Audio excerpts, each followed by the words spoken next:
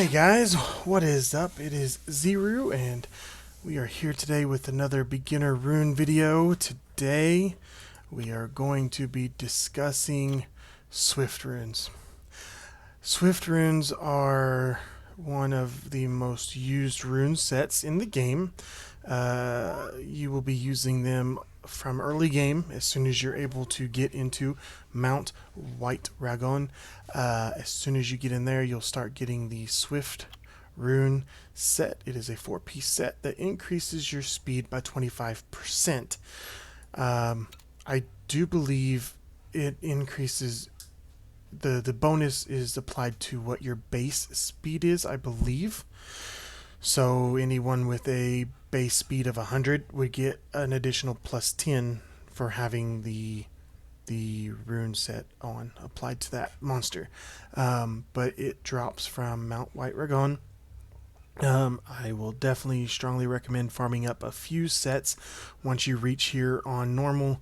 Try and get a few 3-star sets if you can, and you will most likely be in stage 2, farming up a few of those to try and get a slot 2 speed rune. If you are able to progress higher through the difficulty levels for here, if you can get into Hell, great. You could farm up some of the 4 and 5-star runes instead.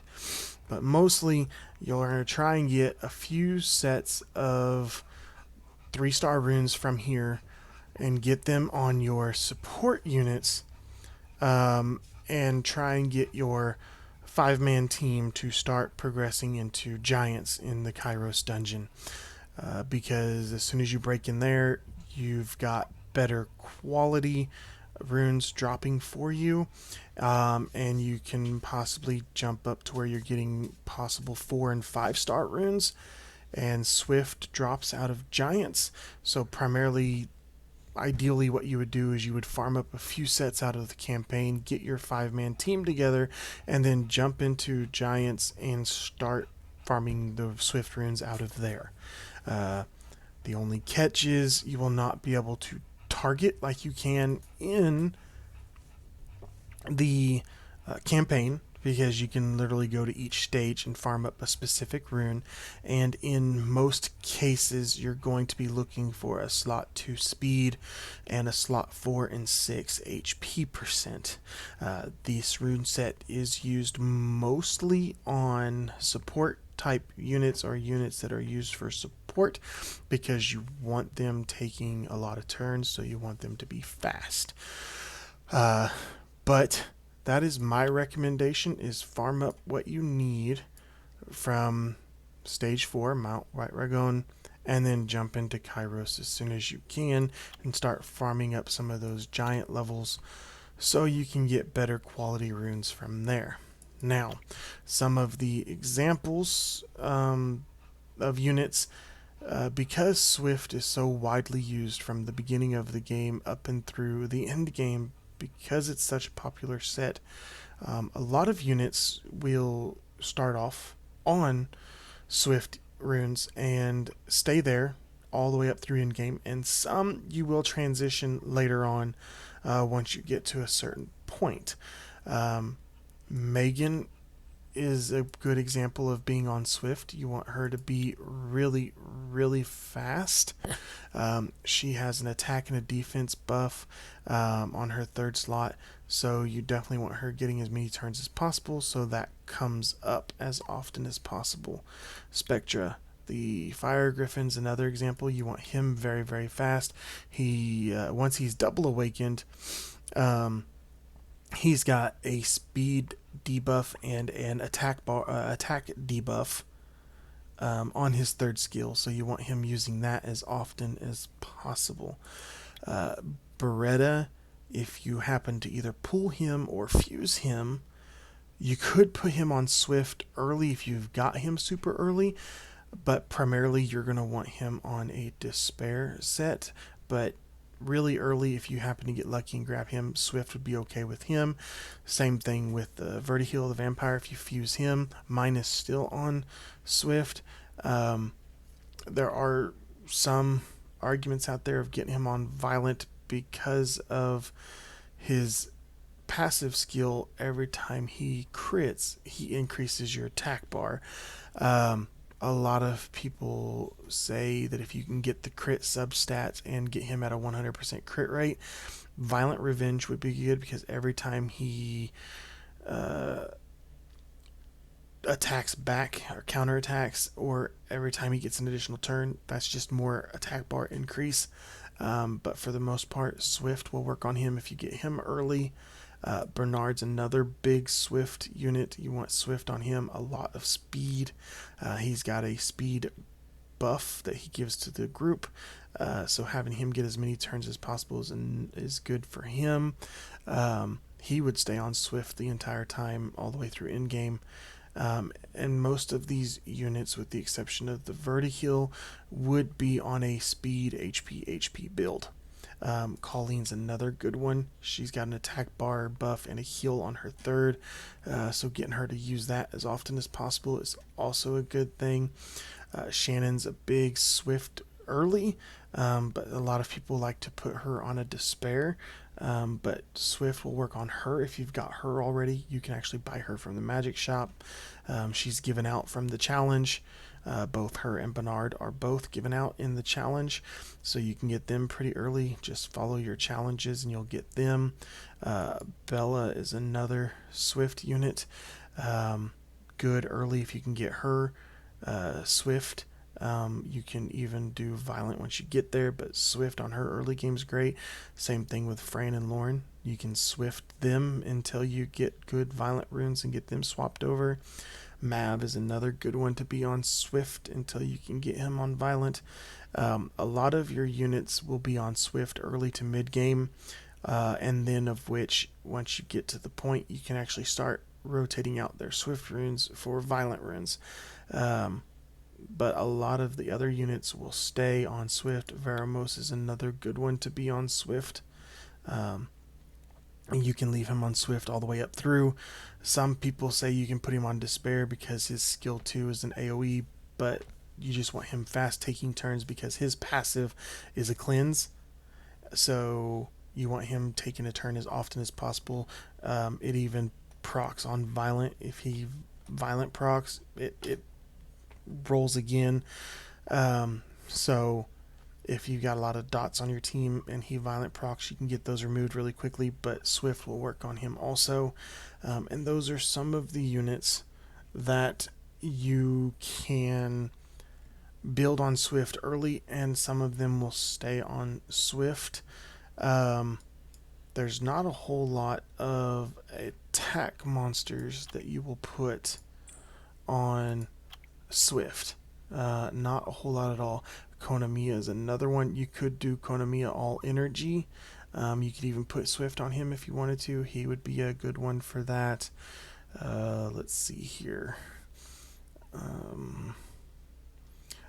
Lulu, if you were using her, you could put her on Swift to get her more turns, but she would also work on an all energy build, all energy runes.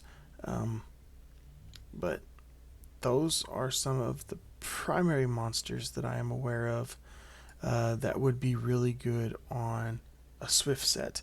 A lot of those support monsters. There are other 4 and 5 star monsters that would work on a Swift, but I try to keep my videos aimed towards either the new beginning players or anyone stuck in the mid game.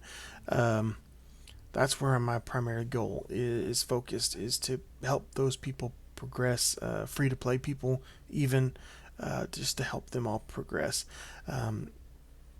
Galleon here would be another example of a unit you could put Swift on early,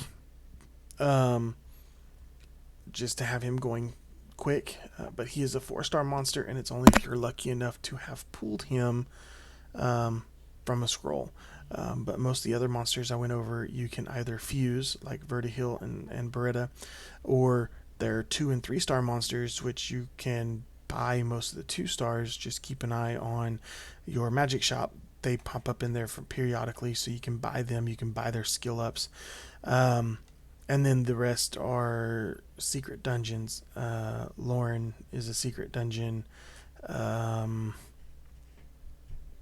and Veramos is fusion. So a lot of these units are fairly easy to get. Some of them take some time, but the rest of them are pretty easy. Fran is purchased out of the ancient coin shop. So none of them are super difficult. Just some of them do take some time. But those are my recommendations for Swift runes. And my other recommendation is to don't max up those low star runes. There's not necessarily a point to that. The 3 and 4 star runes that you would get early on, plus 9, plus 12, especially maybe the slot 2s. If you got speed slot 2s, maybe plus 12 them just to have that speed boost. But for the most part, none of those 3 and 4 star runes, even if you get one out of Giants that's a legendary rune and has all the substats, those 3 and 4 star runes are not necessarily needed to be maxed out. Basically, you're just getting them strong enough so you can push a little bit further into Giants, so you can get to that point where you are only getting 5 and 6 star runes, and then now you can push that point to where you're getting just your 6 star runes from B12. 5 star runes and 6 star runes, some of those, if the stats do come out the way you want, you can totally max out those runes. But 4 and 3 star runes, there's not really a point. Save your mana for when you do get those 5 and 6 star runes to max, because going from 12 to 15 in some cases could take a couple 100,000 mana, but in other cases it could take 1,000,000 mana just to get one rune up to level 15. And a lot of that's going to be jumping from level 14 to 15. So there's not really a point to max out those low star runes. Just get them up, get the unit strong enough to survive and to push into a slightly higher level so you can get better rune quality. It's really all about the runes. And I've been wanting to get this video out for a little while. I've just been working on a lot of other things, but Swift runes are definitely one of the most used rune sets. So I just wanted to kind of be clear on using them and progressing with them, just because they will be on a lot of your units, primarily your support units. Just so you can get those teams kind of speed tuned and going in the proper order. The reason you want those supports so fast is you want them going first, but you also want them taking a lot of turns. Primarily, the whole gist of it is, and we'll use Shannon for the example. Shannon is a buffer. Her third skill gives an attack and a defense buff to your team. And once she's skilled up, it's reusable every 3 turns, and it lasts for 3 turns. If she's going fast all the time and she's taking 2 turns compared to everybody else's 1 turn, that buff is going to be back up again for her to keep it up. So you'll basically always have it up on your other units all the time. But also, for a beginner Giants team, Bernard and Shannon would both be in there. Bernard's third skill is a speed buff with an attack bar increase. So you will want him going fast also to keep this attack bar up. And mine's already second awakened, but I believe it's a 2-turn attack speed buff for 3 turns. So you want him going as often as possible so that comes back up so you can get it back on your team. And primarily in order of attacking, you'd want these 2 to go first, and then your preferably anyone who does a defense break, you'd want that one to go next to defense break your target, and then your attackers would go last, so that they're buffed, the target is debuffed, and they can deal as maximum amount of damage as possible. So Swift Runes will help ensure that your supports always go first, so that your attackers can come in and deal the best possible case scenario and damage. That's primarily how that would work. That's kind of what you want to look for when you're putting these Swift Runes on there. That's why you'd want to get that speed slot too, because you can ensure that these supports are definitely going to go faster than your attackers. But those are my recommendations and my opinions for Swift Runes. They are one of the most important rune sets in the game, all the way from beginning all the way to the end. So if these videos are helping, if you like them, definitely leave a like below, definitely subscribe. I'm going to keep out this content coming to help out the free-to-play people, anybody stuck in the mid-game, or anyone that's just looking for some current videos for beginner, early, mid-game people. I've been playing the game now for close to 5-6 years. I'm still only partway into the end game. I've actually just recently been able to clear the Rift Raid level 5. I've only done it a couple times, and I'm still not at 100% on that. So I'm still early into the mid game, or the end game, but I've beat TOA already, normal, and I've been slowly working on getting my TOA hard team going. I have been able to do all of the different Rift Beasts. I've been in the Dimensional Hole a few times. I've got a video out on that, and a few options on some really nice, easy to farm up and get together teams to get in there and at least start progressing on the Dimension Hole as early as possible. So I've got some of those videos out. But again, if these are helpful, please like and subscribe. And I'm definitely going to keep these coming to just be helpful for whoever needs it. But thanks for watching.